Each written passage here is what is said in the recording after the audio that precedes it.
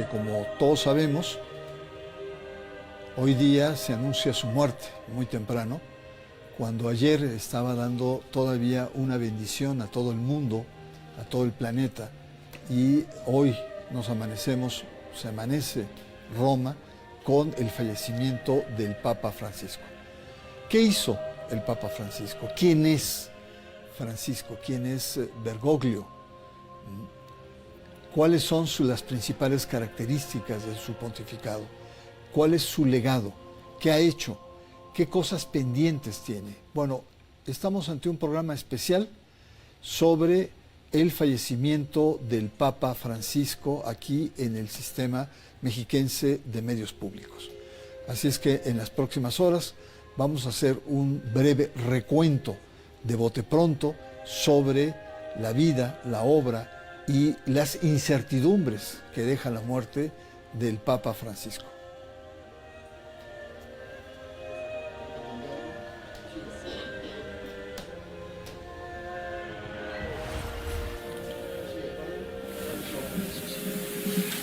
Carissimi fratelli e sorelle, con profondo dolore devo annunciare la morte del nostro Santo Padre Francesco. Alle ore 7:35 di questa mattina, il Vescovo di Roma Francesco è tornato alla casa del Padre. La sua vita tutta intera è stata dedicata al servizio del Signore e della sua Chiesa. Ci ha insegnato a vivere i valori del Vangelo con fedeltà, coraggio e amore universale, in modo particolare a favore dei più poveri ed emarginati.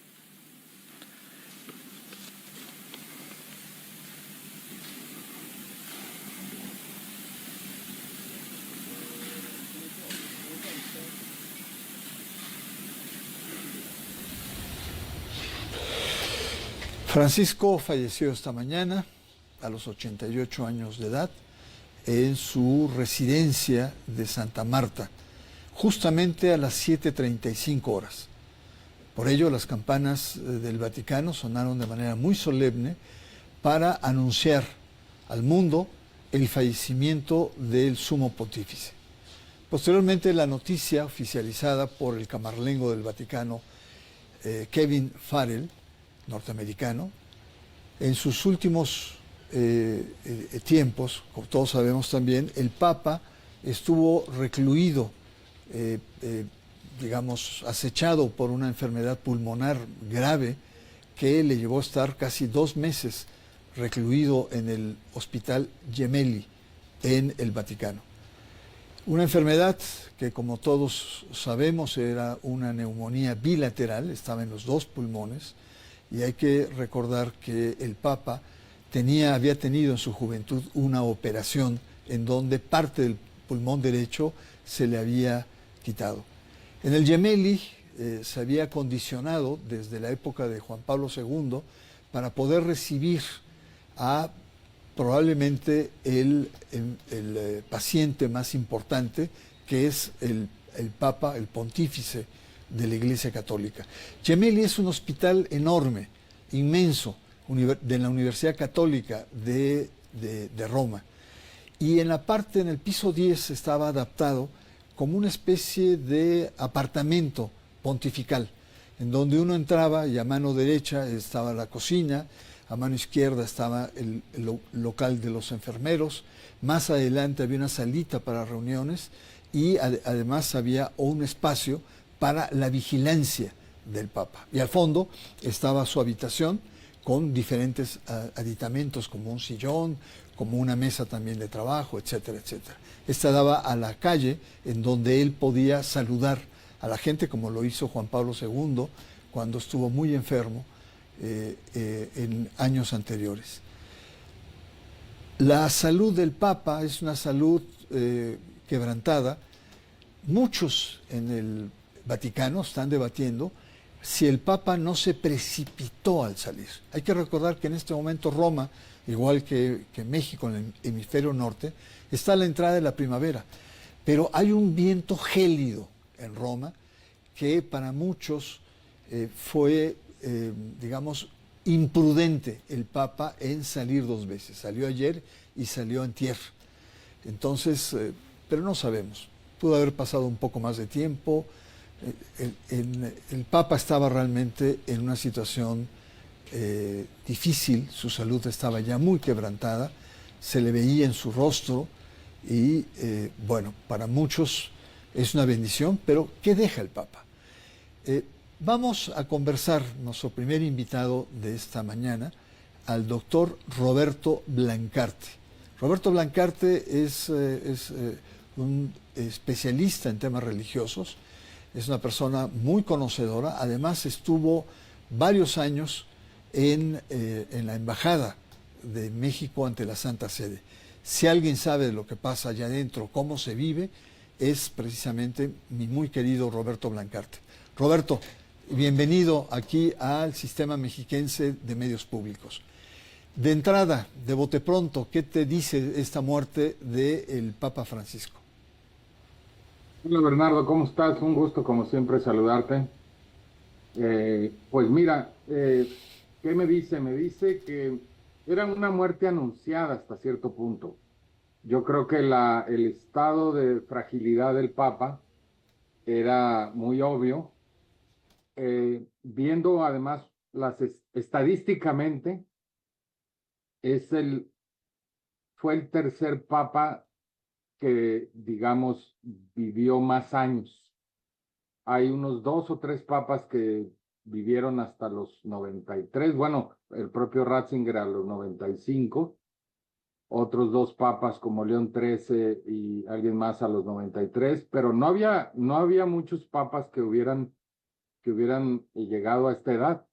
O sea, realmente era, digamos, en ese sentido, después de su convalecencia, además, que fue muy complicada, era esperada hasta cierto punto, ¿no? Esa muerte, porque se sabía que su estado era delicado y que en efecto cualquier cosita lo podía llevar a las últimas instancias, ¿no? Roberto, en tu experiencia, ¿cómo queda ahora en el Vaticano? Sabemos que el Papa hizo modificaciones normativas para tener un sepelio mucho más modesto, si se le puede llamar, más sencillo, sí, más simple. Incluso sus restos no van a estar en San Pedro, sino van a ir a otro lugar, a una modesta capilla. Y bueno, pues hay cambios importantes. ¿Qué viene ahora en este proceso? ¿Viene el tipo de sepelio? ¿Cuántos días? ¿Cómo está estructurado el proceso que se está viviendo ahora en Roma?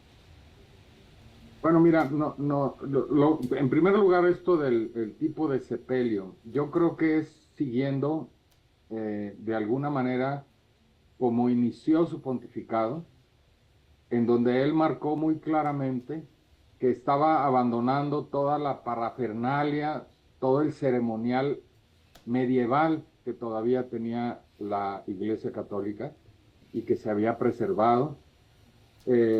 Uno de ellos era, si te acuerdas, esa capa roja que tenían los papas, que desapareció desde el momento que él tomó posesión.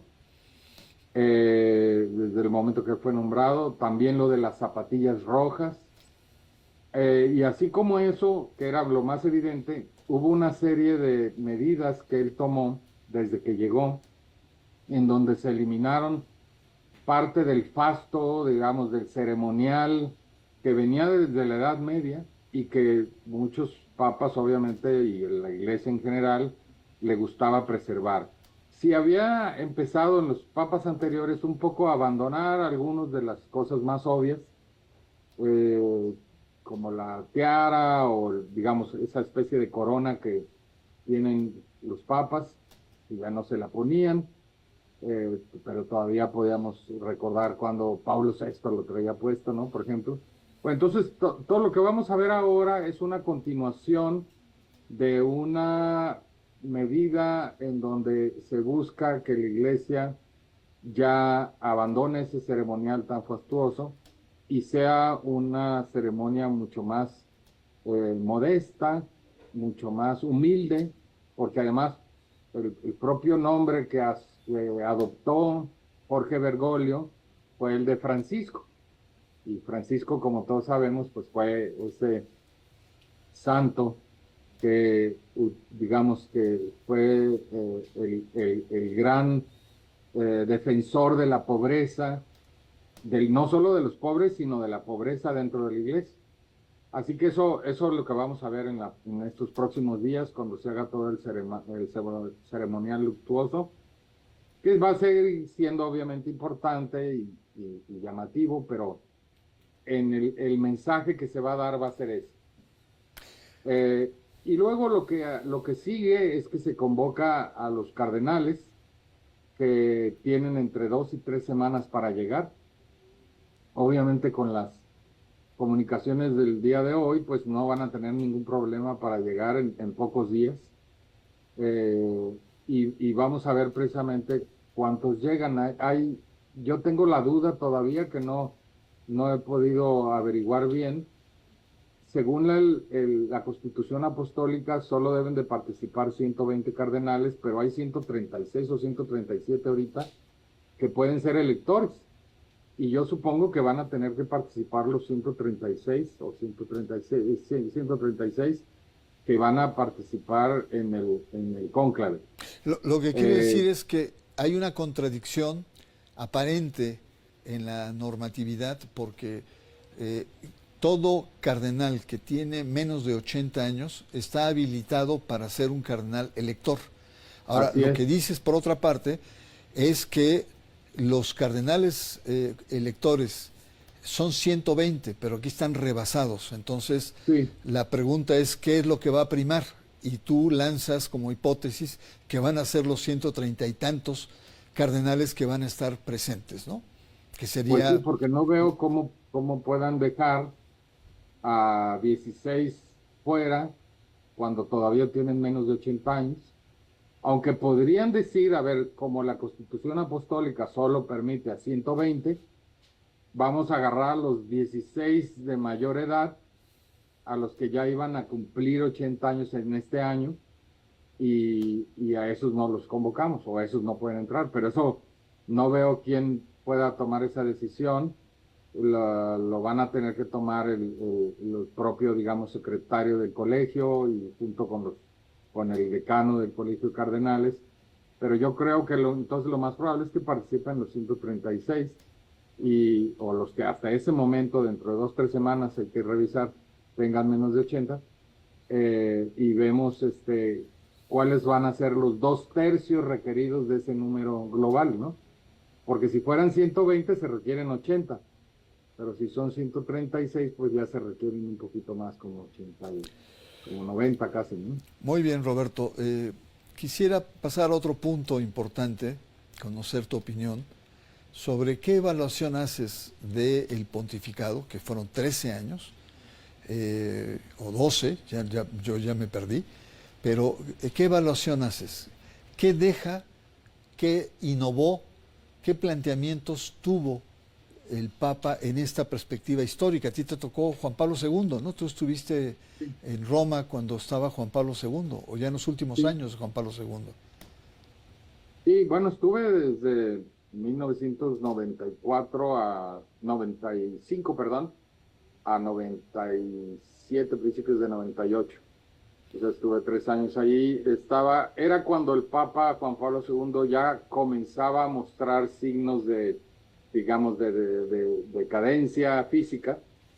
Ya se había roto la pierna, ya caminaba despacio, ya los estragos del atentado que había sufrido se le notaban, pero todavía tenía suficiente fuerza, digamos, ¿no? Duró todavía después de que yo terminé mi labor ahí, no sé, 8 o 10 años más casi, ¿no? Sí. Y sí, bueno, el pontificado de Bergoglio es un pontificado que duró 12 años, porque él fue nombrado en marzo de 2013, si no mal recuerdo. O sea que él alcanzó a cumplir 12 años de su pontificado, a pesar de haber sido nombrado muy grande ya de edad, porque él tenía precisamente 76 años cuando fue nombrado, lo cual pues ya es bastante grande, si lo comparamos con los 56 de Juan Pablo II, ¿no?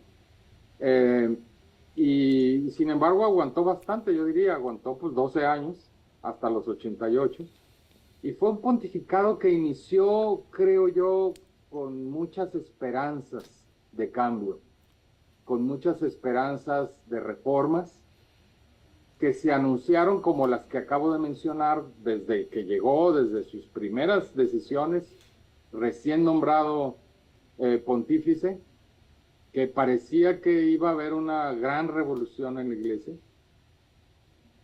pero creo que si analizamos los 12 años, vemos que esa gran revolución anunciada, pues no tuvo efecto. Y no tuvo efecto quizás no por culpa del Papa, pero ciertamente porque el Papa no empujó lo que creo yo que quizás habría podido empujar.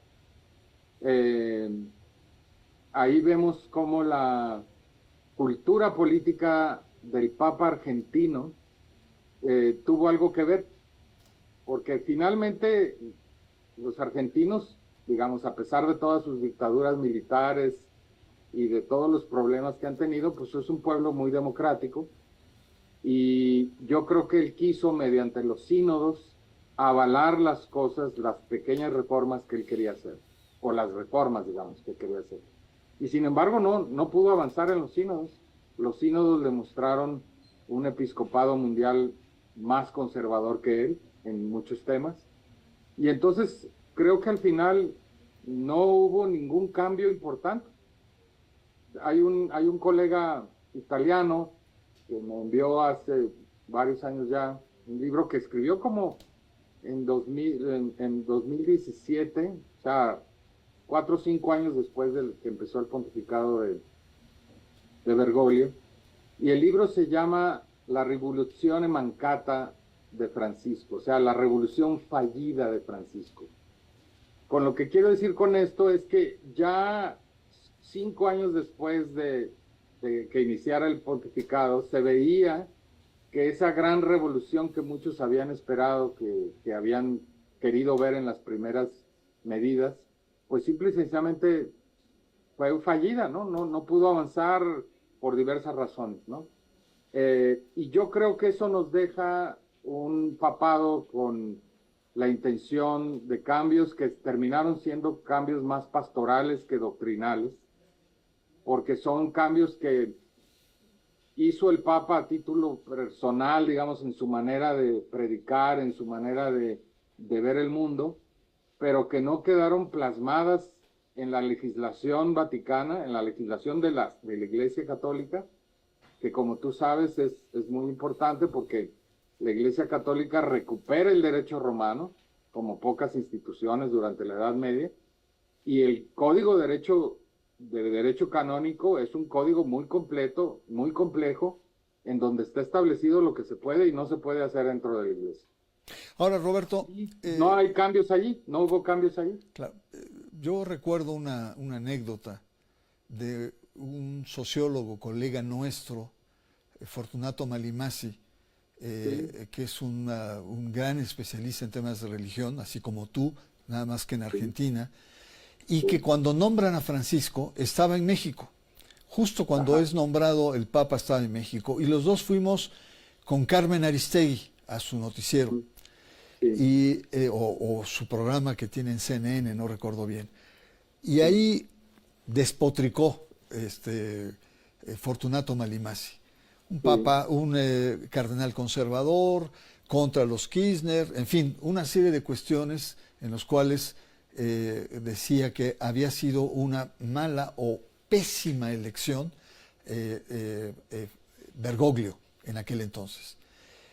Y después los hechos lo fueron contradiciendo, porque Bergoglio introduce, lo primero que hace va a Lampedusa, el tema de migrantes, empieza a hacer declaraciones, planteamientos, su teología del pueblo, en fin, una serie de cuestiones. Y después Fortunato escribe o plantea que no es lo mismo ser Bergoglio en Buenos Aires, Argentina, que ser Francisco en Roma.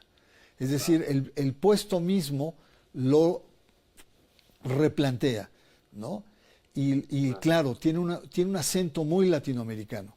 Lo importante es que a lo mejor no era tan de avanzada como se planteaba, según tu hipótesis de que creó expectativas que no se cumplieron.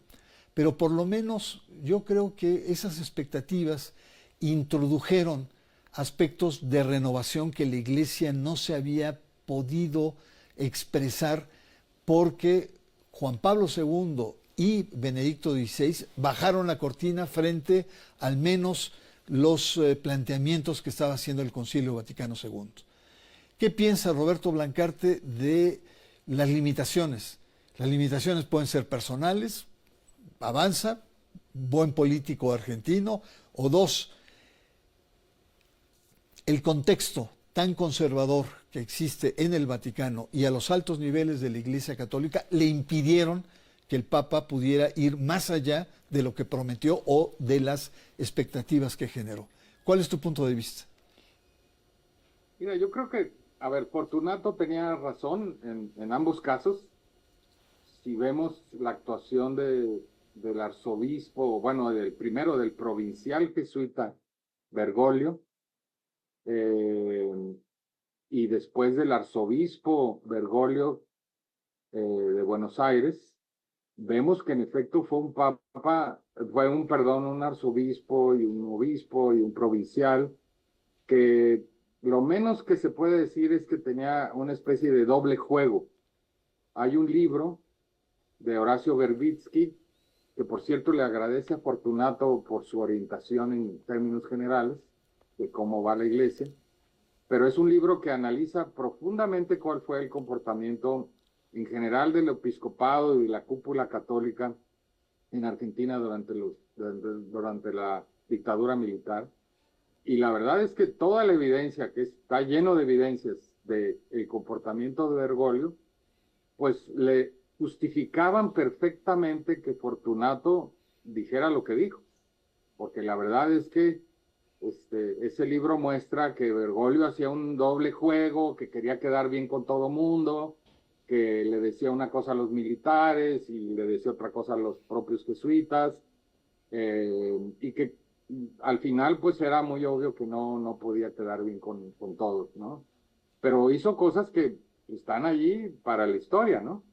Una de ellas, por ejemplo, es que la Universidad Católica de ahí de Buenos Aires, creo que San Martín, depende de los jesuitas, le otorgó un nombramiento honorífico muy importante al almirante Macera, que fue uno de los criminales más grandes que tuvo la dictadura. Sí, oye, la disculpa, querido Roberto, me están indicando que tenemos que ir a hacer un corte, incluso para reactivar el internet y que no se suspenda. Termino después, entonces. Aguántanos tantito y si tienes tiempo, retomamos y cerramos contigo. Claro, ¿vale? Con gusto. Gracias. Claro. Estamos conversando con Roberto Blancarte, un sociólogo, un especialista, un analista sobre temas religiosos, una persona muy importante en el Colegio de México sobre estos temas.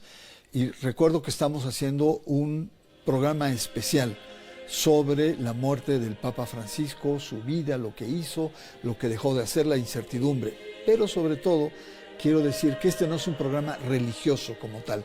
Es un programa que analiza la vida de uno de los hombres más importantes en la vida contemporánea del mundo, sin afán religioso de que usted se haga católico, se haga lo que... No.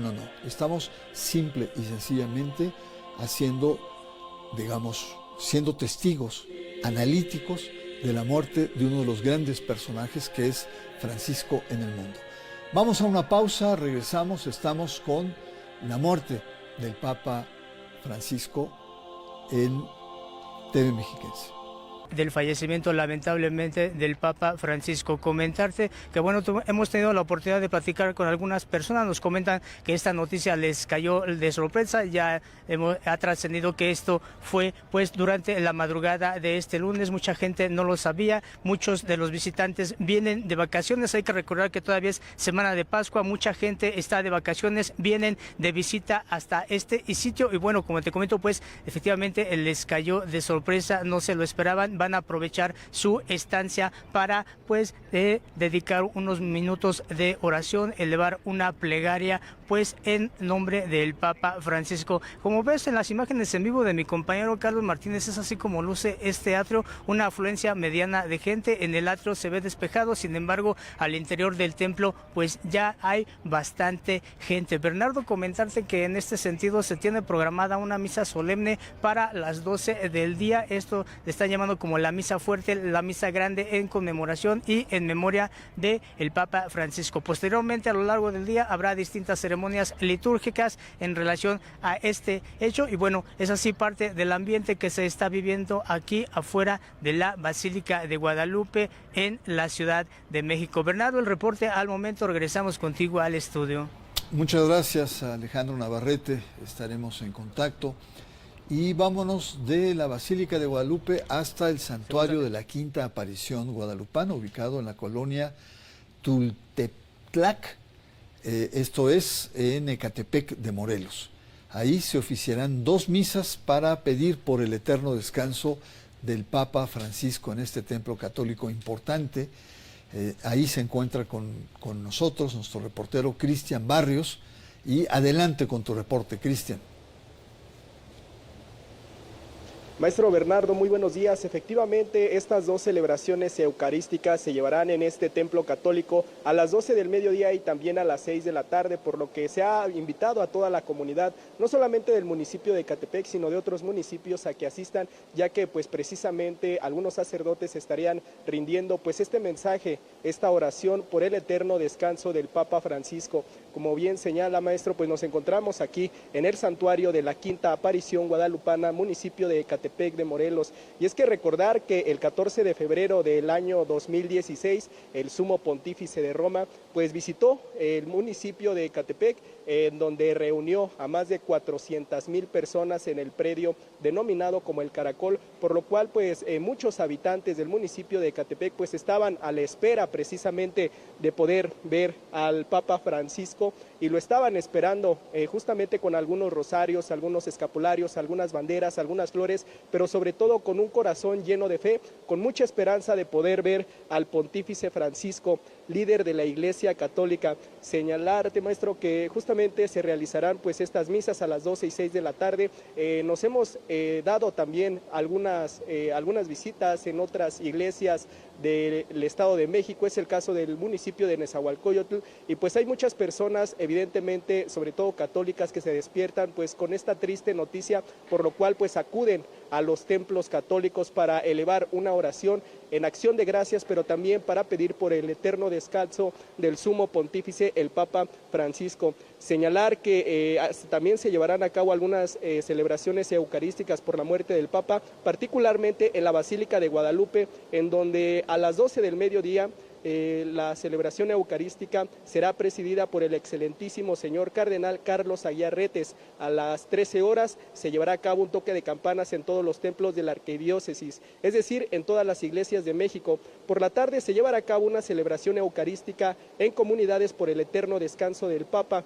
Y bueno, hemos tenido también el acercamiento con algunos fieles, algunos feligreses que acuden a los templos católicos y nos han mencionado que algunos pues no desconocían de la noticia. Sin embargo, al acudir a las misas de las 7 de la mañana, de las 8 de la mañana que se llevan en algunos centros católicos, pues se enteraron con esta lamentable noticia, por lo cual pues ellos mencionan que estarían llevando a cabo una oración para pedir por el eterno descanso del Papa Francisco. Es la información que tenemos. Volvemos con ustedes al estudio.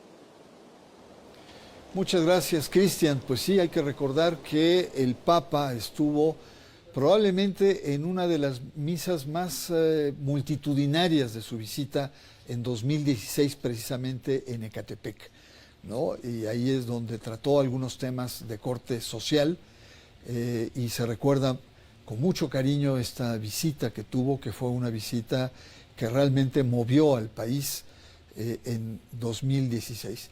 Vamos con Roberto Blancarte para cerrar un poco su intervención. Tenemos otras personas con las cuales vamos a conversar. Así es que, Roberto, estás con nosotros, ¿verdad? ¿O estás Sí, ya conectado? Aquí estoy. Ok. Oye, pues mira, según los reportes que nos han llegado, pues sí, ahí se ve que hay sentimientos encontrados, sentimientos de dolor, hay expresiones sobre el fallecimiento del Papa. Y recordarás en 2016, donde estuviste tú muy activo en Milenio Televisión, que nos hacías la competencia al Canal 11, a un medio público, la transmisión.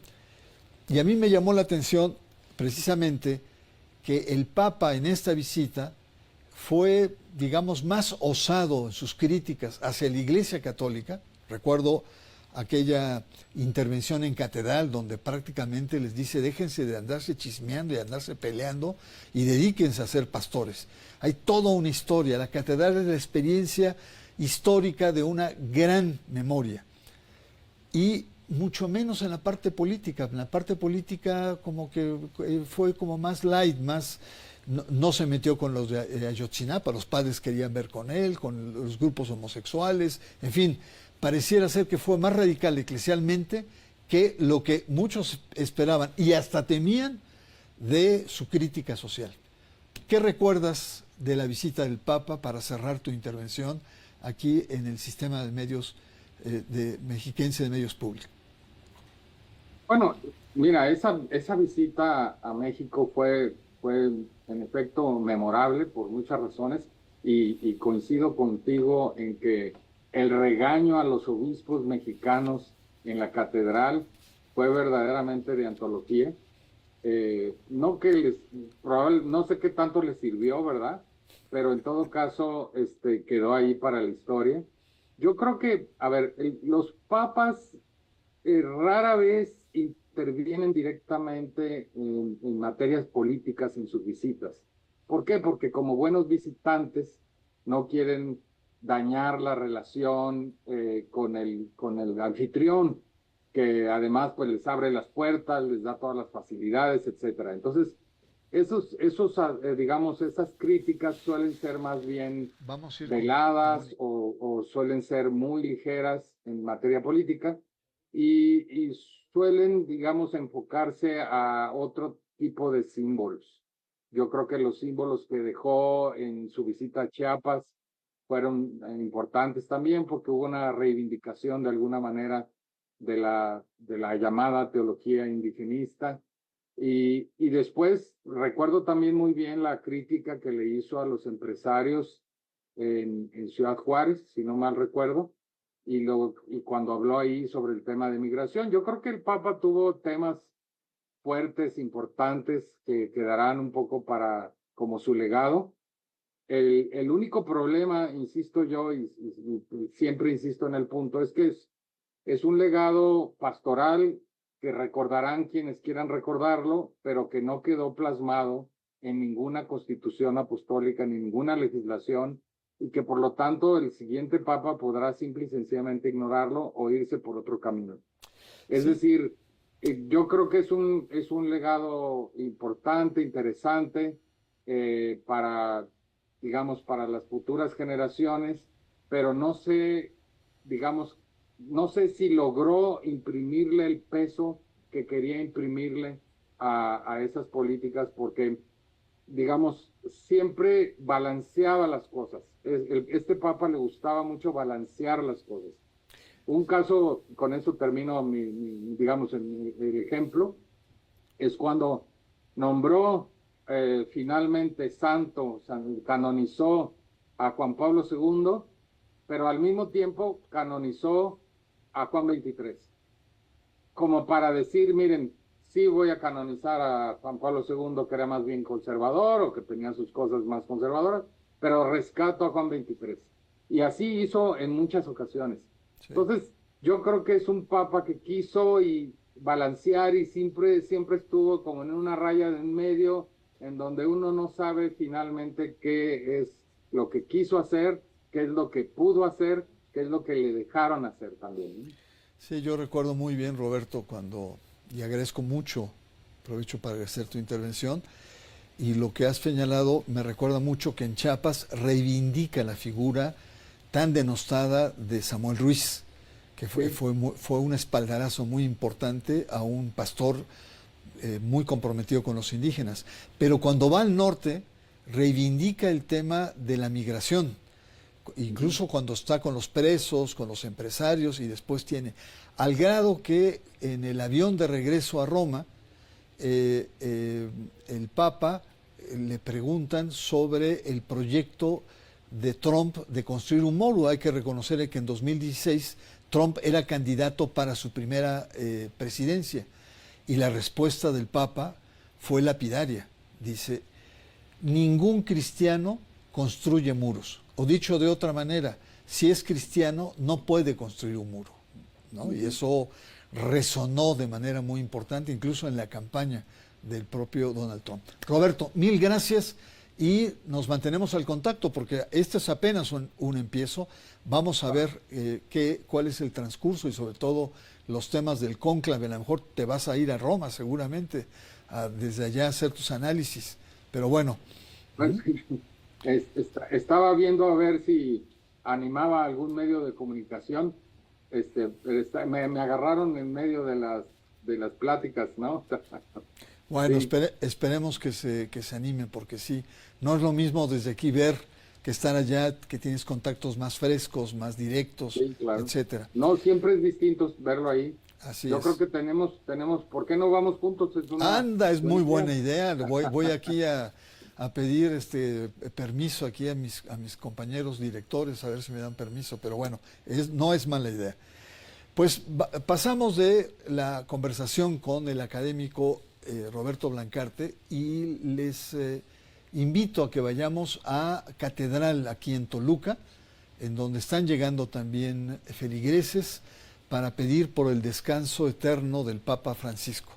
Así es que nos vamos con Paulina Lemus, que nos va a conversar sobre los detalles de lo que está pasando con la feligresía en la Catedral de Toluca. Adelante, Paulina. Buenos días, maestro Barranco, buenos días a todos nuestros televidentes. Pues sí, nos encontramos aquí en la Catedral de Toluca, en donde desde las primeras horas de este día, pues se colocó aquí en el atrio la imagen y también la bandera del Vaticano, esto en señal de luto, y además de eso todo el día estarán doblando las campanas también para pues recordar la memoria de este líder espiritual. Y pues bueno, como ya lo comentaba, justamente desde en la mañana, pues han estado llegando personas a rezar justamente por el alma del Papa Francisco, y hemos visto bastante afluencia de personas. Cabe destacar que en la misa de las 9 de la mañana, que fue oficiada por Monseñor Guillermo Fernández, pues él lo recordó al Papa Francisco como un hombre que veló precisamente por las personas migrantes, por las personas pobres, ¿no? Y sobre todo por la paz. Él en misa hizo un recordatorio de toda la vida del Papa Francisco hasta llegar como máximo pontífice de la Iglesia Católica, y además de eso, pues también recordó cuál es todo el proceso que se va a seguir para, pues ahora para la elección de un nuevo Papa, y sobre todo cuál es el luto y todos estos pasos que se estarán llevando a cabo en la Santa Sede, precisamente por los 9 días de luto de este gran líder que nos dejó. Y pues bueno, algunas cosas que nos comentaban las personas que vienen a hacer oración por el alma del Papa Francisco es que pues bueno, les deja un gran legado, un gran mensaje político, también un gran mensaje de redención, de paz, y esto sobre todo ha impactado a las generaciones más jóvenes, los cuales pues recuerdan la muerte cuando eran niños del Papa Juan Pablo II, y ahora la muerte de este Papa, el primer Papa latinoamericano. Y pues bueno, justamente algo que nos comentaba una de las personas que acabamos de entrevistar, que es historiadora, es que pues el legado que deja también va a pasar a la historia. Y pues bueno, el Papa Francisco, nos comentaba ella, que pues hizo que precisamente siguiera creyendo, que siguiera en esta fe católica, y este es el mensaje que nos dio. Cabe destacar que ahorita en punto de las 12 va a haber otra misa y después a las 6. No nos han informado que de manera oficial pues que vaya a haber una misa especial para el Papa. Sin embargo, también a la 1 va a haber un doblamiento general en todas las arquidiócesis de México, pues en memoria de este Papa. Muy bien, Paulina, pues muchas gracias por tu reporte, seguimos atentos y yo le recuerdo a la audiencia que estamos en un programa especial del Sistema Mexiquense de Medios Públicos sobre la muerte del Papa, que en este momento lo que está presente es pues el duelo, el luto que a nivel mundial los católicos llevan, el dolor de perder a uno de sus líderes más importantes, sobre todo que fue latinoamericano.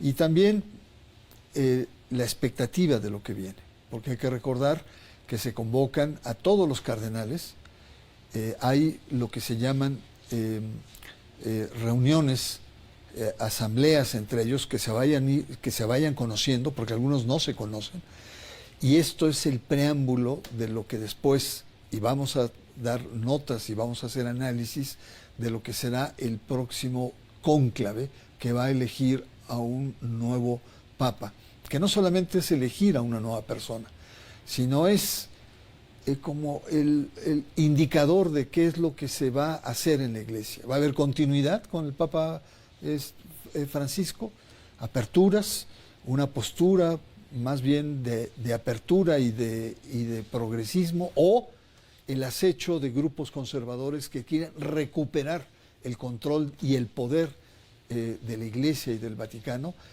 unos para seguir teniendo sus privilegios y otros para dar una fuerza a través de una identidad dura, tradicional, a la Iglesia Católica. Le invito a que veamos una cápsula que acá producción realizó, y vamos a regresar con otro invitado más. Adelante. Los encarcelados y por sus familias. Cari fratelli e sorelle. Queridos hermanos y hermanas, feliz Pascua. El Papa Francisco, que se acerca hasta el balcón central de la Basílica. Como cada domingo de Pascua, el Papa Francisco estuvo presente en el balcón central en la Basílica de San Pedro. Se dirigió no solo a Roma. Su mensaje fue para el mundo entero. Con voz débil y dificultad para respirar, ofreció la bendición apostólica Urbe et Orbi, que solo el Papa puede dar, y que incluye el ofrecimiento de una indulgencia y una remisión de pecados. La misma con la que 12 años atrás, el 13 de marzo de 2013, cerró su primer saludo como Santo Padre. Era nel principio, e ora e sempre, nei secoli dei secoli. Y adesso. En esta ocasión no la acompañó de otras palabras. Fue el maestro de ceremonia pontificia, Monseñor Diego Rabelli, el encargado de leer su mensaje pascual. Queridos hermanos y hermanas, en la Pascua del Señor, la muerte y la vida se han enfrentado en un prodigioso duelo, pero el Señor ahora vive para siempre y nos infunde la certeza de que también nosotros estamos llamados a participar en la vida que no conoce el ocaso, donde ya no se oirán el estruendo de las armas ni los ecos de la muerte. Al concluir, volvió a tomar la palabra. Benedicat vos, omnipotens Deus, Que el Señor Pater, nos bendiga a todos en el nombre del Padre, del Hijo y del Espíritu Santo. Amén. fueron sus últimas palabras públicas a su iglesia, a su pueblo, a sus fieles.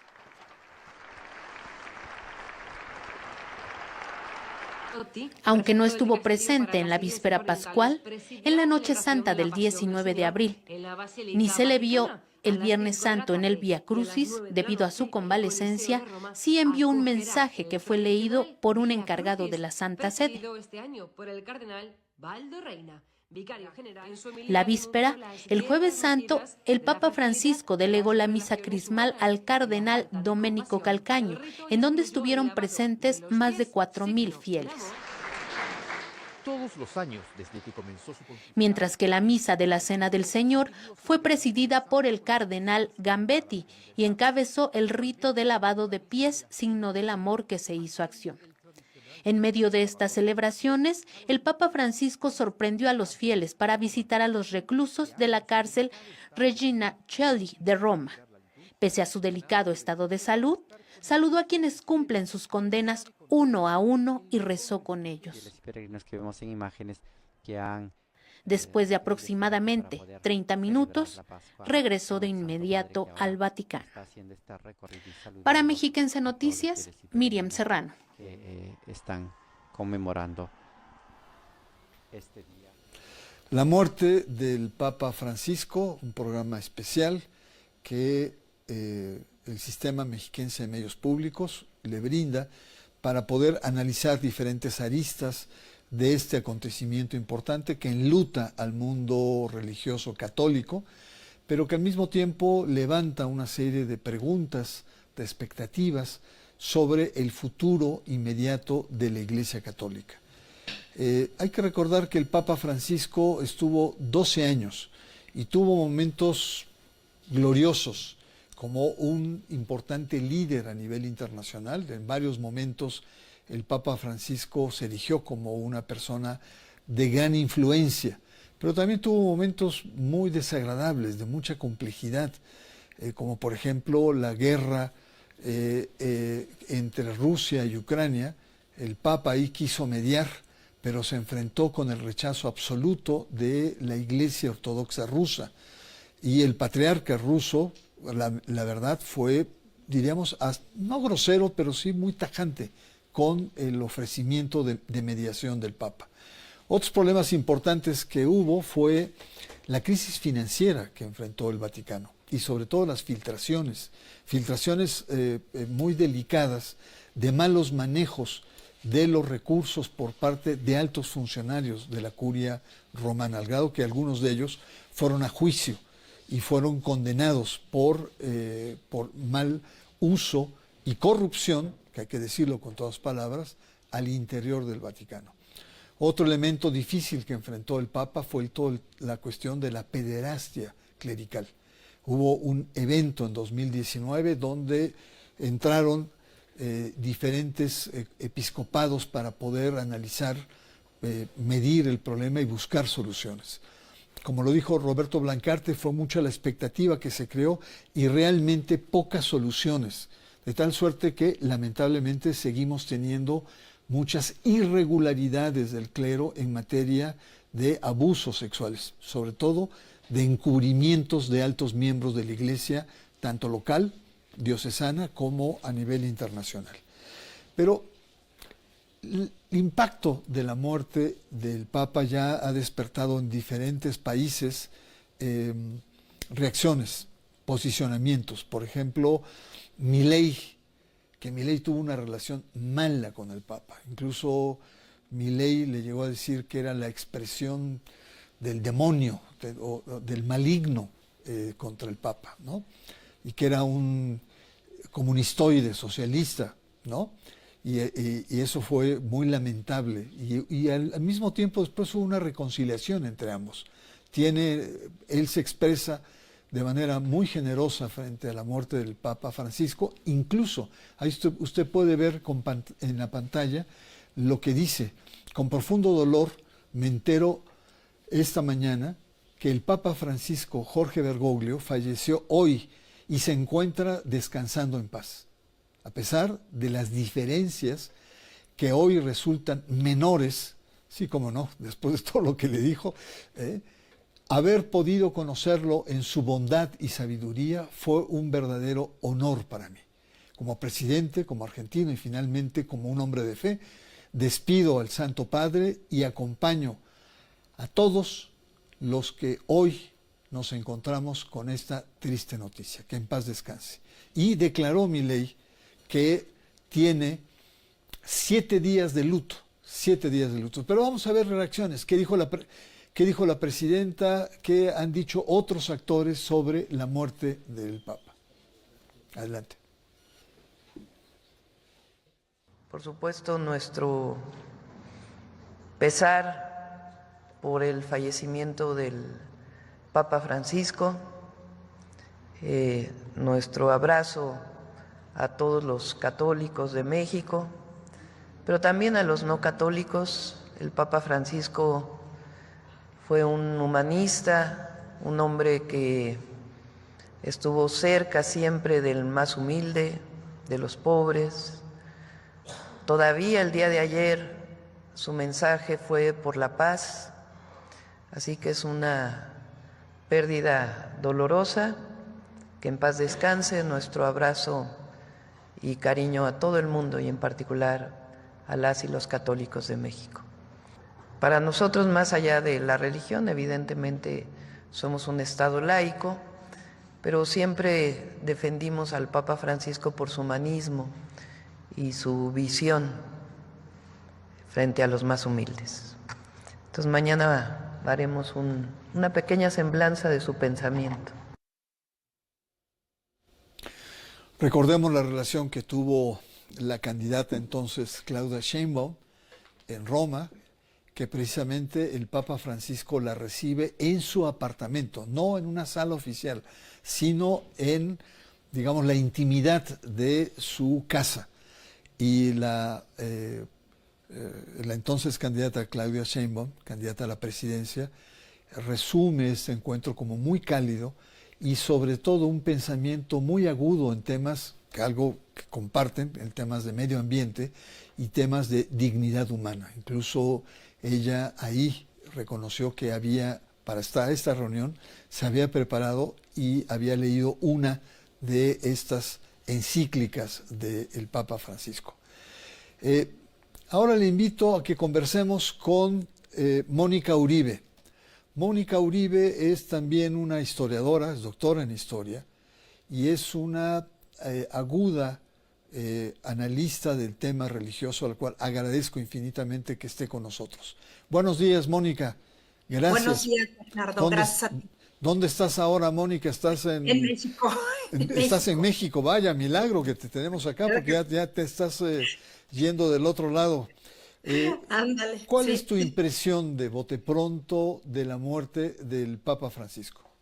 Ay, de bote pronto, mira, como católica te digo que es una muerte tan elegante porque murió en la Pascueta y no en la Pascua, para no estar al nivel del Señor.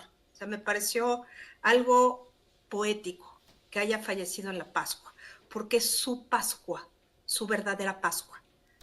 Me refiero a la de Francisco. Entonces, esa es la parte como creyente y como fiel. Pero la parte de analista política. Bueno, nos enfrentamos a un escenario previsible. Yo estaba más por el de la renuncia. Yo creo que ya no le dio tiempo de la renuncia.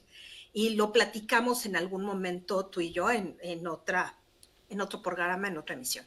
Bueno, es un momento en el que ya se estaba preparando todo el aparato estatal de la Santa Sede para que esto ocurriera. O sea, no es que les haya llegado de manera pues súbita, pues no, porque se lo esperaban en cualquier momento, porque esta fue de las típicas mejorías que preceden a un fallecimiento. Ese es como yo lo veo.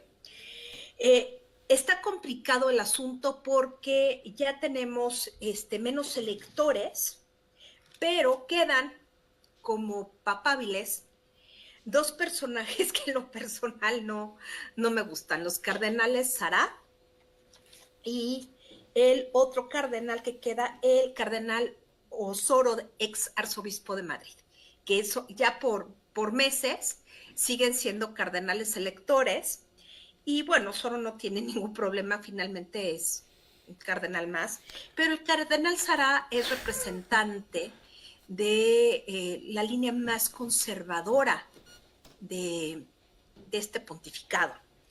¿Cuál es el problema de Sará? Primero, que muchos lo ven como un posible papábile, pero hay que decir una cosa antes que de entrar a los papábiles. El que entra papa sale cardenal. Eso ha sido un hecho pues muy generalizado. Estamos ya, o sea, estamos con el papa recién muerto, pero pues ya tenemos que ver los escenarios. No es que estemos cantando pues victoria, nada por el estilo. O sea, finalmente es la realidad que se impone.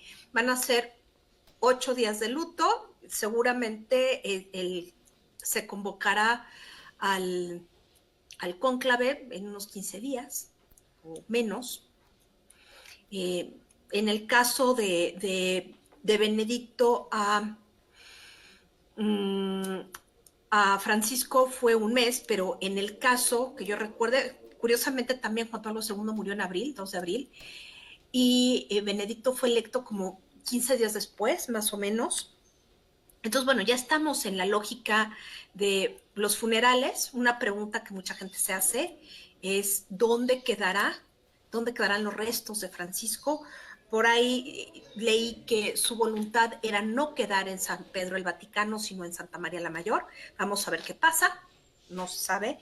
Hay reglas estrictas para los funerales. Supongo que tendrá lugar en un par de días, porque hay que esperar a la llegada de muchos dignatarios extranjeros, sobre todo jefes de Estado. Ahí déjame decirte, Mónica, él ya estableció dónde van a ir sus restos. Él introdujo una serie de reformas, por ejemplo, ya no va a usar esa tabla donde se expone el cuerpo, sino va a ser en un ataúd sencillo de madera, eso lo vimos, y va a ir a una iglesia de Santa María de no sé qué, que es una pequeña capilla en Roma. No va a estar, sus restos ya no van a estar en el Vaticano, muchos, ¿no?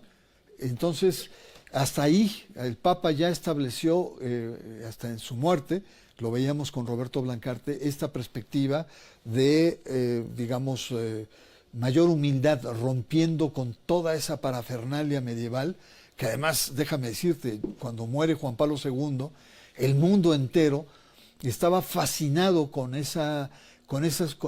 los modos y las liturgias que te remontaban a un pasado, digamos, glorioso. El Papa Francisco, al parecer, rompió con toda esa parafernalia, digamos, medieval. Pero perdón, te interrumpo. Ya te estabas metiendo a la sucesión de quiénes son. Fará horrible, es un personaje que incluso saboteó una introducción del Papa Benedicto XVI, claro, abiertamente opositor al Papa Francisco y otros más, que Dios mío, la verdad que da miedo. Déjame preguntarte así de bote pronto, porque lo conversamos en un programa en el Canal 11, y lo conversamos diciendo la atmósfera política, cultural en Europa y en Estados Unidos es muy conservadora, es de derecha y en algunos casos de ultraderecha. Y el Papa tenía muchos roces, por ejemplo, con el tema de la migración, muchísimos roces, mientras políticamente se usaba una postura antimigrante, el Papa hasta los últimos días defendió a los migrantes. Es decir, lo que está es que la atmósfera política, a la cual no escapa la Iglesia Católica, está muy contaminada por el ultraconservadurismo. Y como tú muy bien lo señalas, pues hay una cantidad de personajes que están ahí empotrados y que pueden ser. Y por otra parte, la pregunta es si el Papa, con todos los nombramientos que ha hecho, que son más del 95% de los cardenales hoy en el mundo y en el consistorio que se va a reunir, pues no son clones de Francisco, al contrario, hay una enorme diversidad ideológica, teológica, eclesiológica de cardenales. ¿Cómo ves el panorama? O nos ponemos a rezar y sacamos veladoras para que sea un progre, o usamos nos vamos con chamanes para que nos echen una mano. ¿Qué va a pasar? Mira, lo de los chamanes no estaría mal para que Sara no sea. Sara es uno de los personajes, me parece, más extraños, por no calificarlo de otra manera, dentro de la Santa Sede. Incluso él fue el del Santo Oficio, ¿no? El de Sacramentos, me parece. Pero bueno, el de Liturgia y Sacramentos. Bueno, el tema es que tenemos varios candidatos. Te puedo decir, por edad, tenemos 17 cardenales menores de 60 años, que por cierto, ya disminuyó el número con respecto a lo que habíamos platicado antes. Ya son 135 cardenales sobre los que son, siguen vivos los 252, pero son electores 135, lo cual no contraviene nada. O sea, antes el límite era 120, pero el propio Francisco, en un motu propio, estableció que votaran los cardenales que tuvieran la edad para votar, fueran 15, 20, 135 o 120. Entonces, el número mágico ahora es 90, aunque yo diría que es 91. Se necesitan 91 votos para elegir un papa. Y habrá que ver cómo se constituyen los diferentes grupos internos, que seguramente vamos a encontrar al grupo latinoamericano por un lado, al grupo de Estados Unidos por el otro, a los europeos divididos entre liberales y conservadores, a los africanos dentro del grupo conservador, a los asiáticos, de alguna manera divididos, pero más como de tutti frutti. Y bueno, tenemos varios candidatos interesantes, pero menores de 60 años, que es lo más difícil, que es donde yo no veo. Hay dos que me parecen muy interesantes, que serían más o menos de la edad de Juan Pablo II cuando llegó al pontificado, que sería José Cobocano, arzobispo de Madrid, y Fabio Baggio, de la Orden de San Carlos Borromeo, los escalabrinianos, que están dedicados básicamente al apoyo a migrantes. Y ahora es subsecretario del Dicasterio de Promoción del Desarrollo Humano. Eso es una parte, ¿no?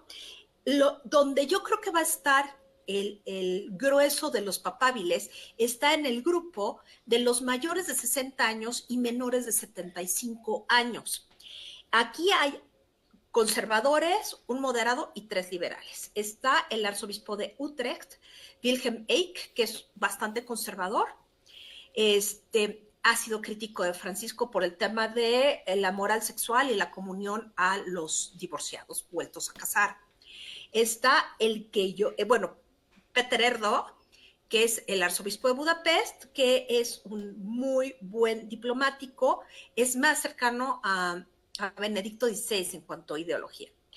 Pietro Parolin, que para mí sería la elección natural por ser el secretario de Estado y porque tiene el pulso de la diplomacia vaticana en un contexto bastante convulso en Europa y frente precisamente a lo que está ocurriendo en Estados Unidos. Ahora, déjame decirte, frente al tema de Parolin, el secretario de Estado, que es un candidato natural, ¿no?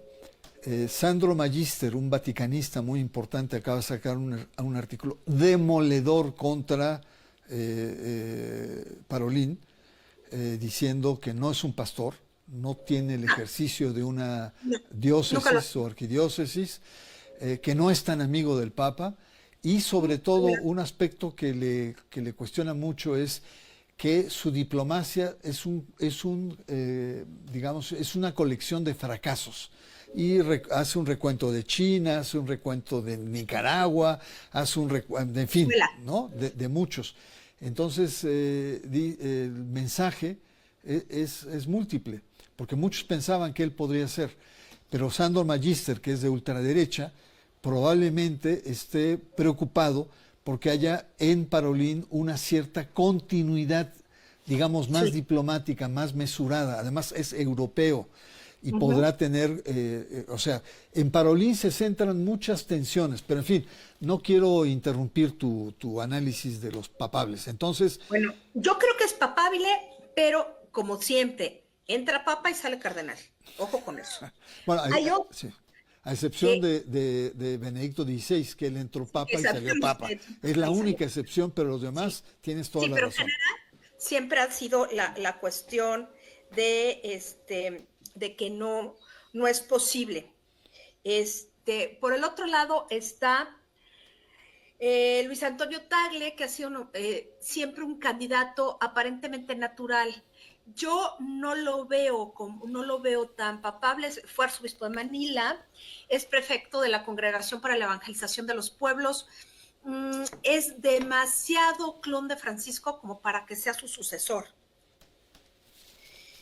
El otro que es el que creo que puede ser, es Matteo Zuppi, que es el arzobispo de Bolonia, es presidente de la Conferencia Episcopal Italiana, fue presidente de la Conferencia Europea y está vinculado a la comunidad de San Egidio. Es una persona muy pastoral, pero con experiencia diplomática. Sobre todo, tiene toda esta cuestión de los pobres, es mediador en conflictos, todo este tipo de cosas. No, y además Zuppi es un personaje con una visión planetaria. El hecho de estar en la comunidad San Egidio le da esta perspectiva. Comunidad San Egidio, para muchos que no tenemos contacto directo, es una comunidad que ayuda a la iglesia a los conflictos internacionales, a comprender lo que está pasando en el mundo y a orientar a la iglesia de cómo comportarse en diferentes lugares claves en el mundo. Y Zuppi ha sido un asesor de muchos años ahí, se ha formado ahí. Entonces, es italiano, es presidente de la Conferencia Episcopal, es un candidatazo natural. Yo comparto contigo que Zuppi puede ser, pero bueno. Yo creo que es uno natural, uno de los especulaciones, sí. Sí, el que sigue es Jean-Claude Hollerich, es un jesuita, y eso creo que lo quita. Es verdaderamente otro clon, pero más posmoderno. Bueno, a mí me gusta mucho Hollerich, que es arzobispo de Luxemburgo. Es un jesuita muy, muy, muy progresista, que por su progresismo creo que no tiene muchas expectativas, pero nadie sabe. Hay otro que es Mario Grech, que se menciona, maltés, que es presidente del Sínodo de los Obispos y que el Papa le ha dado mucha confianza y bueno, es un gran publirelacionista. Ahora, entre los mayores de 75 pero menores de 80 están el cardenal Gerhard Müller de Alemania, que es muy cercano al ala conservadora, no creo que vaya por ahí, los tiros no creo que vayan por ahí. Lo mismo que Raymond Burke, que ese sí ha sido como uno de los líderes del movimiento antifrancisco en Estados Unidos y en Europa. Yo creo que es una de las personas más torcidas o retorcidas de toda esta historia de los pleitos de Francisco con la iglesia norteamericana, por ejemplo. Además, él es capellán o asesor de este movimiento de los Caballeros de Malta, que a nivel internacional los Caballeros de Malta son también tremendamente conservadores. Oye, no te pongas trágica, Mónica, ya estás entrando en una zona francamente de preocupación. Hay que ser objetivos y bueno, plantear al público lo que es, ¿no? La información que tenemos. Está también un arzobispo que sería una gran noticia, pero ya es muy mayor, que es el cardenal Omeya, de Barcelona, que tiene un currículum impresionante, no es italiano, pero es europeo, tiene una cercanía muy especial con el Papa Francisco, es un personaje muy ligado a la doctrina social de la Iglesia, fue presidente de la Conferencia Episcopal Española y es parte del C9, que es el Consejo Consultivo de Cardenales, que instaló el Papa Francisco. Entonces, por ahí va. Ahora, se nos puede cruzar algún norteamericano, y ese norteamericano realmente no sería así como lo más natural, pero se nos puede entrar dentro de las listas, y es el cardenal McElroy, actualmente cardenal de Washington. Uy. Bueno, que es... Ahí la línea divisoria es la presencia de Donald Trump, ¿no? Es decir, entrar con un obispo norteamericano es entrar en una, pues sí, en una tina agitada ¿no? Claro. Viscosa, pero en puede donde entrar la sombra. Claro, pero puede entrar porque es muy crítico de Trump. Y ¿sabes qué? Se me hace una cosa, no sé si reír, llorar o verdaderamente ponerme una bolsita de papel estraza en la cara. Es que justamente el Papa muere después de la visita de J.D. Vance. Sí. Esa parte a mí me parece no solo ominosa, me parece terrible, porque ¿quién no nos dice que hubo alguna rispidez que aceleró la situación, pues, del Papa, la situación de salud del Papa que lo llevó a su fallecimiento? No lo sé, o sea, no porque J.D. Vance lo haya matado, evidentemente no, pero sí fue algo como muy ominoso. Yo cuando ayer pensé que nada más lo iba a recibir Parolín. Cuando vi que lo recibió el Papa, dije, de veras que Francisco tiene un estómago inmenso como para recibir a alguien que va en contra totalmente, que se dice católico, que es un recién converso, y que va totalmente en contra de lo que ha predicado el Papa durante los últimos 12 años, 13. Bueno, 12, sí, 12. O sea, verdaderamente me pareció así como terrible. Ahora, ¿por qué esa necesidad de ver quiénes pueden ser? Porque la tarea de Francisco queda hasta cierto punto inconclusa. El sínodo de la sinodalidad no terminó de cuajar. Ciertas decisiones, sobre todo la presencia de mujeres, pues apenas logró instalarse la gobernadora de la Ciudad del Vaticano, apenas 2 meses, la libró, o sea, no se echa para atrás el nombramiento, pero bueno, tiene que presentar la renuncia. La hermana que se dedica a toda la cuestión de economía, o sea, ya la participación de las mujeres dentro de la estructura del Vaticano, no sabemos qué va a pasar. Solamente si llega a Supi, está garantizado, o alguien mucho más, o del talante, está garantizado. Un Tagle, por ejemplo, no quitaría a las mujeres. Pero yo veo difícil que el siguiente papa sea un no europeo.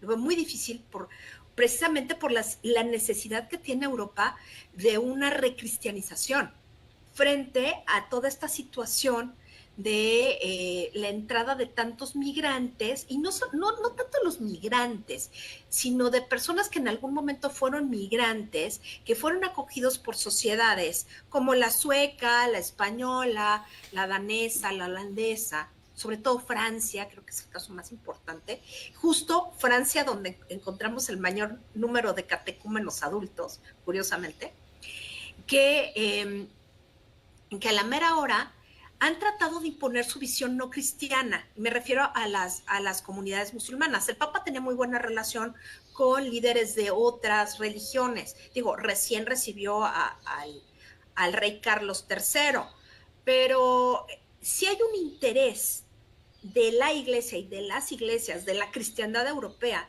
no solamente de la ultraderecha, creo que hay de revisar esta secularidad hasta cierto punto radical, para volver a recuperar la cultura cristiana. A lo mejor no la religión como tal, pero sí los valores del cristianismo, los valores occidentales, porque en ellos se va la civilización. Entonces, creo que hay que ver el contexto para la elección del Papa.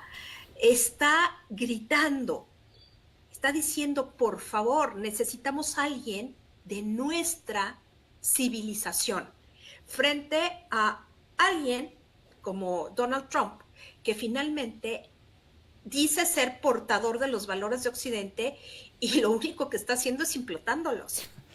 Mónica, dime. Te agradezco muchísimo.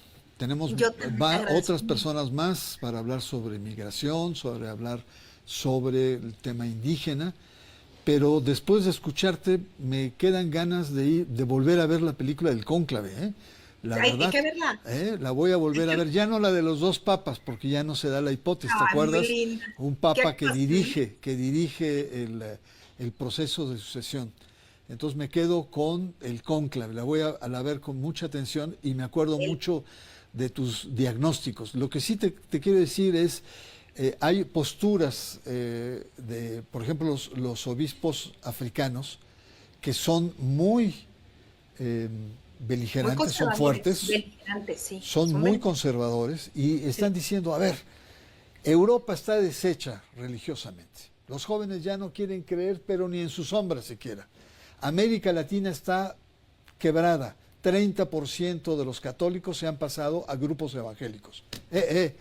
Nosotros en África somos el continente que más ha crecido.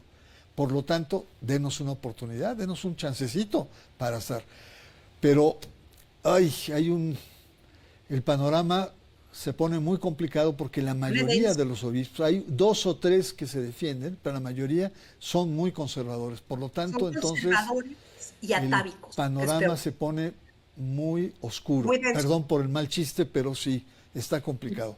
Está complicado. Y mientras tanto, pues voy a convocar a chamanes o algo, porque sí, ojalá haya continuidad del Papa Francisco. Sí, por favor, se suplica, se suplica. Mónica, un abrazo y muchas gracias por estar acá. Gracias a ti. Gracias. Adiós, Bernardo, gracias. Hasta muy pronto. Hasta bueno, pronto. pues le invito ahora, después de los comentarios sobre los posibles papables, que son no más de 10 personas, y se van a conocer en lo que se llaman las congregaciones. Es decir, llegan los papas a Roma y tienen reuniones donde hay temas a debatir, los grandes temas de la Iglesia, y los cardenales se van dando a conocer. Y esto es como un primer filtro para cuando llegan al cónclave, ¿no? Ahí es donde ya, digamos, se hace más pequeño el grupo, porque imagínense, tienen que alcanzar 91 votos para poder ser electo papa. Pero antes de ir con el tercer comentarista, quiero invitarle a que escuchemos el posicionamiento de la gobernadora del Estado de México. Perdón, es un tuit que vamos a leer sobre cómo se lamenta la pérdida. Entonces ahí aparece en sus pantallas el tuit que la maestra Delfina Gómez dice: con profundo pesar, lamento el deceso del Papa humanista, que reivindicó los derechos y el sufrimiento de los más necesitados, de los vulnerables, de los débiles. El pensamiento del Papa Francisco seguirá iluminando mentes y animando corazones. Es el planteamiento de la gobernadora. Y también tenemos también en tweet o en cápsula, en audio, tenemos en sonido el posicionamiento del presidente de Estados Unidos, Donald Trump, que se suma también a estos planteamientos en torno a la muerte del Papa Francisco. Escuchemos.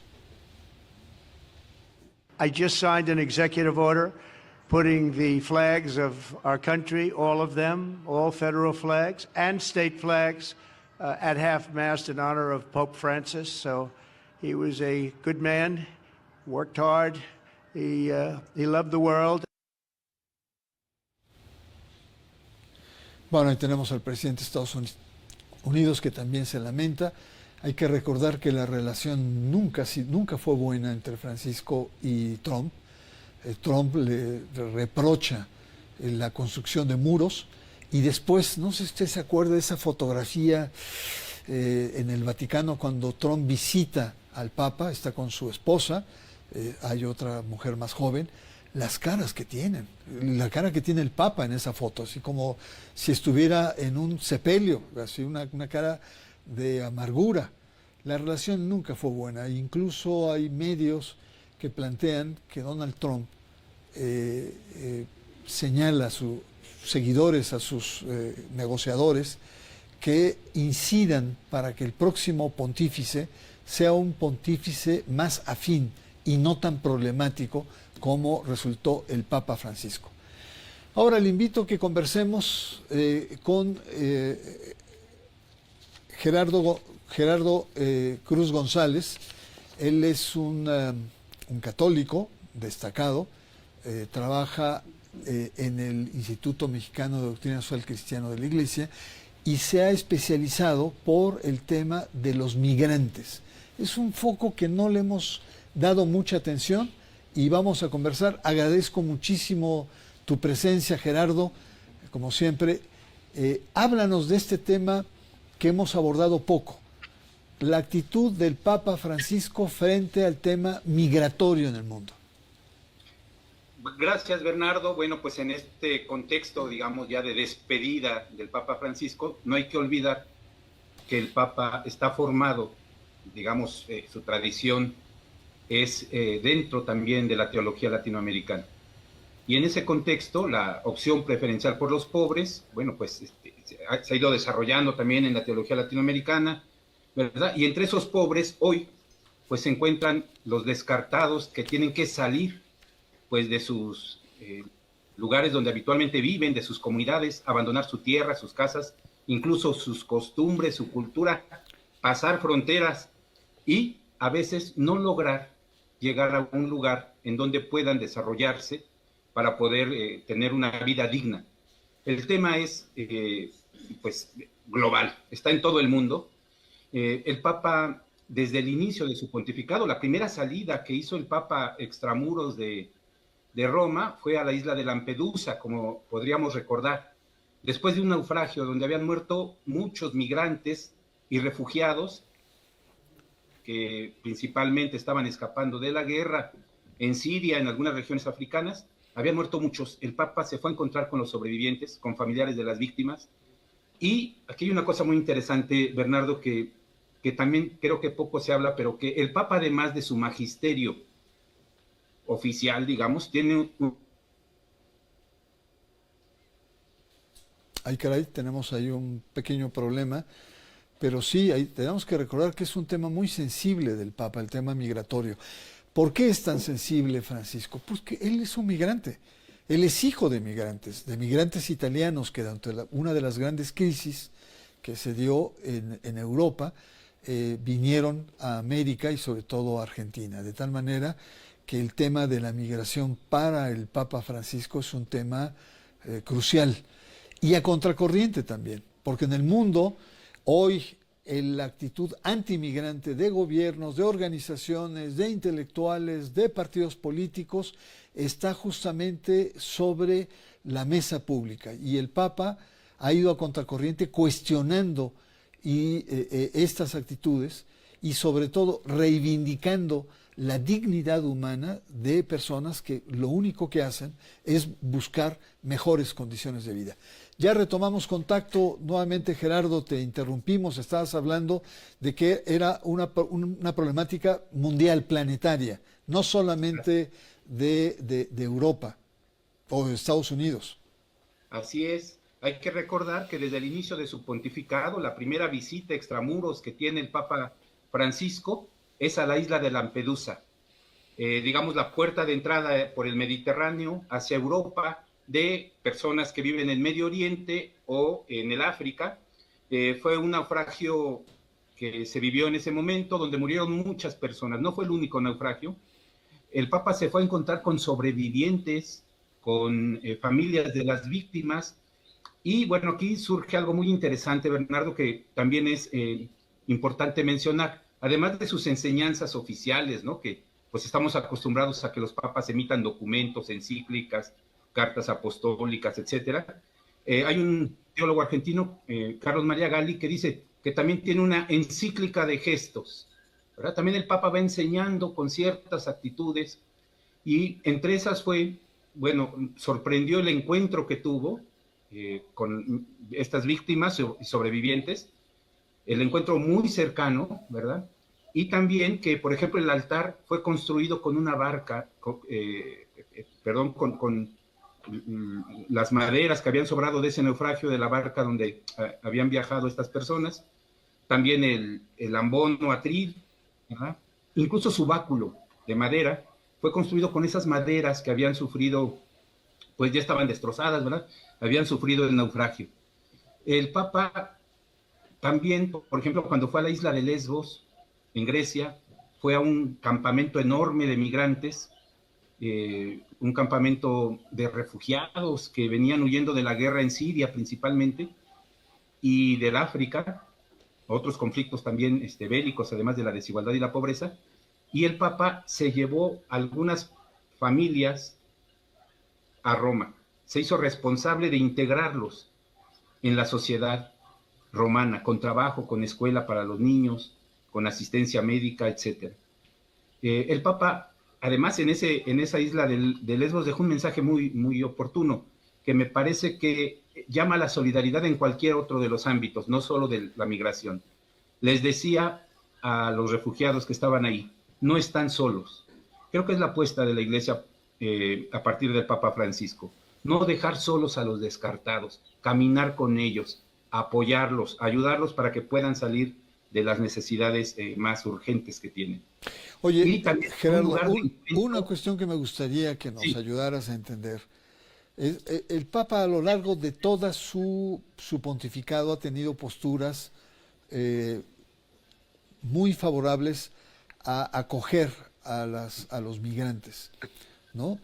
En sus encíclicas también los ha defendido de manera muy puntual.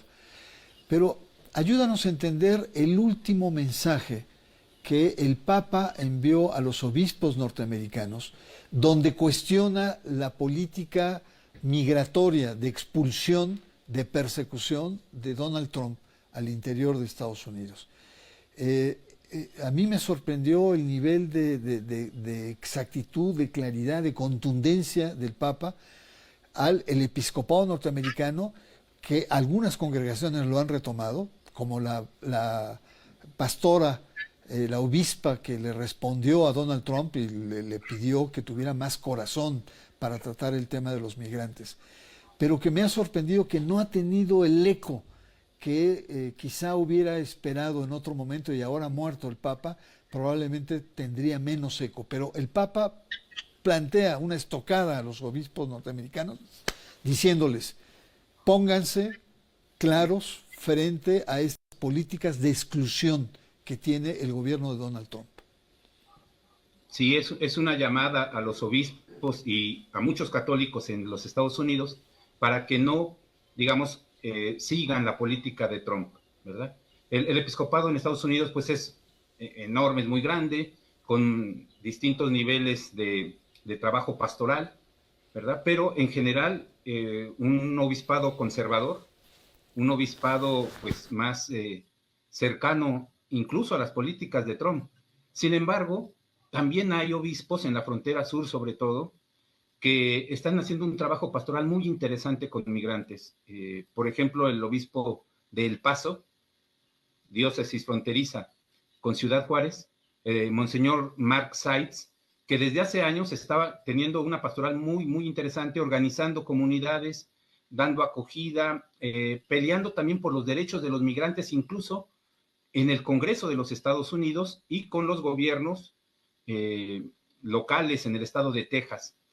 Entonces, sí es una llamada también de atención para los fieles católicos, lo que le había dicho a Trump de no hacer muros, digamos que se podría resumir también en ese mensaje. Hay que acoger, proteger, promover e integrar, como es el mensaje del año 2018 para migrantes y refugiados, pero en este momento de crisis, ¿verdad? Ante las medidas antimigrantes del presidente Trump, que está atacando por diversos frentes a los migrantes, a los ya llegados a Estados Unidos y a los que pretendan llegar, bueno, pues actuar simplemente como cristianos, ¿verdad? Llamados a la misericordia y a la solidaridad y no a la exclusión, al racismo, etcétera. Me parece que ese es un documento que sí queda como también testamento del pontificado del Papa, porque lo hizo ya en las postrimerías de su pontificado, pero que no baja su nivel de crítica y además de propuesta para que los migrantes pudieran tener una mejor vida. Por supuesto que el gobierno pues no va por otro lado, el gobierno de Estados Unidos, otros gobiernos también en América Latina, por supuesto, ¿no? La República Dominicana, por ejemplo, tiene un gobierno muy fuerte que acaba también de sacar medidas, pues parecen una copia de las medidas de Trump en Estados Unidos. Sin embargo, me parece que este legado que está dejando el Papa Francisco está de alguna forma también resumido ahí, porque llama a la acción. O sea, no solo son declaraciones, digamos así, que podrían quedar ahí en el aire, sino que son llamados a la acción. Este pontificado de Francisco y su magisterio de pastoral referente a migrantes tiene ciertos frutos. Hay una carta muy interesante que firmaron obispos de Centroamérica, México, el Caribe, se incluyeron obispos de Canadá y de Estados Unidos, que se llama Lo vio, se acercó y lo cuidó, publicado en noviembre del año pasado. Esta carta pastoral contiene mucho de la enseñanza de Francisco, pero sobre todo para poner en acción a las comunidades, ¿verdad? En atención a los migrantes y refugiados, a las personas también víctimas de la trata, este delito horrible, un cáncer de nuestra sociedad, está muy asociado también al tema de la migración. Los migrantes son muy vulnerables al tema de la trata, y esta carta recoge mucho de esta enseñanza y de las propuestas de Francisco, muy en la línea de esta carta que tú mencionas con los obispos de Estados Unidos, para que pues podamos atender a estas personas que abandonan sus comunidades, como decíamos, ¿verdad? Sus lugares donde habitualmente residen, a jugársela, porque no saben si van a llegar a un lugar mejor. Gerardo, quiero agradecer mucho tu intervención, es muy importante, es un acento importante que tiene el Papa Francisco. Ya lo conversé en un momento en que se interrumpió nuestra comunicación, que él es un migrante, él es un hijo de migrante, y por tanto siempre fue muy sensible frente a esta problemática, a contracorriente de las tendencias cada vez más conservadoras que han hecho de la ideología antimigrante un recurso político muy redituable. Te agradezco mucho y nos mantenemos, porque estamos apenas empezando este tema de la muerte del Papa Francisco, y es el motivo de este programa especial que estamos teniendo en el sistema de medios públicos, que hay que decirlo, es en vivo y está fundamentalmente sustentado en académicos, en analistas, en investigadores que nos dan un punto de vista secular sobre las diferentes aristas en torno a la muerte. Gerardo, un abrazo y hasta muy pronto. Gracias, Bernardo. Saludos a la audiencia. Muy bien, vamos a un corte y regresamos para nuestro último bloque conclusivo.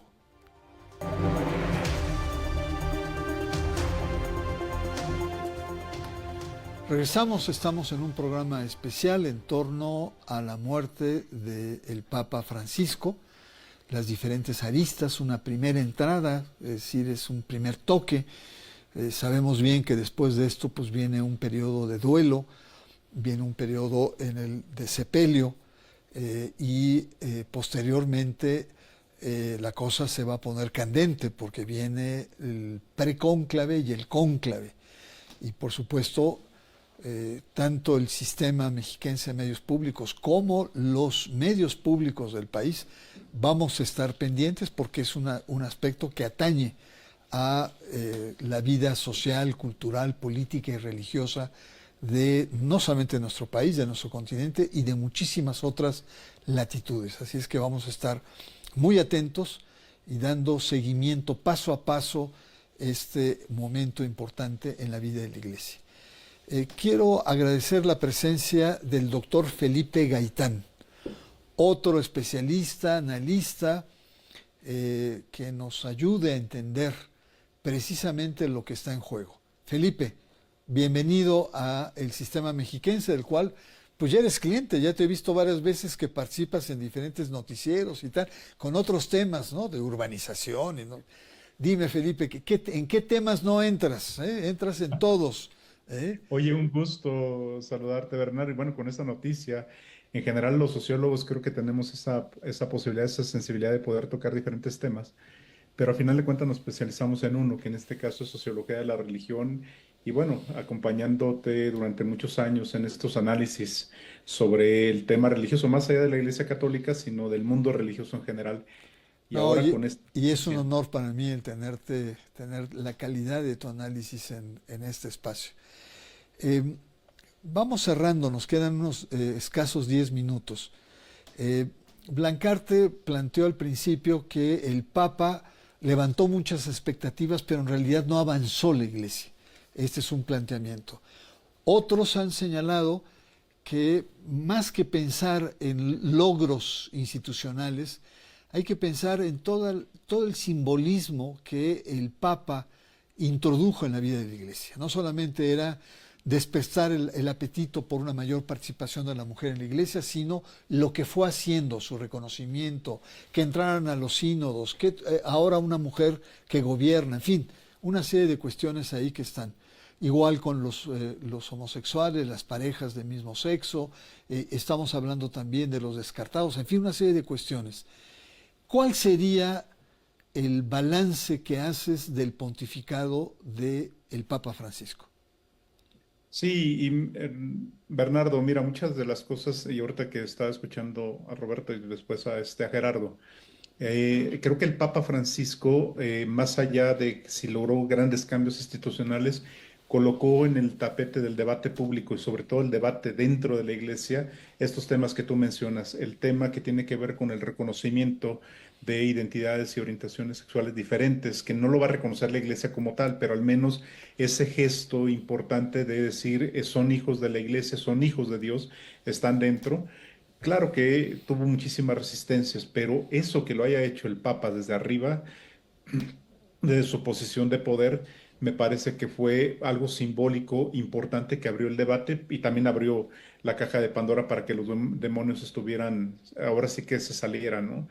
Y sobre todo hay algo, en las redes sociales, revisando algunas cosas, algunos señalan que no hay que romantizar a Francisco. No, no creo que se trate de romantizarlo. Le achacan muchas deudas que tiene por no haber reconocido el movimiento LGBTQ, el tema de la interrupción del embarazo, pero un papa no puede hacerlo, como una golondrina no se verá en un papa por sí solo, no puede hacerlo, por mucho poder que tenga, porque la Iglesia es una estructura muy compleja, muy pesada, muy, digamos, anquilosada en muchos sentidos.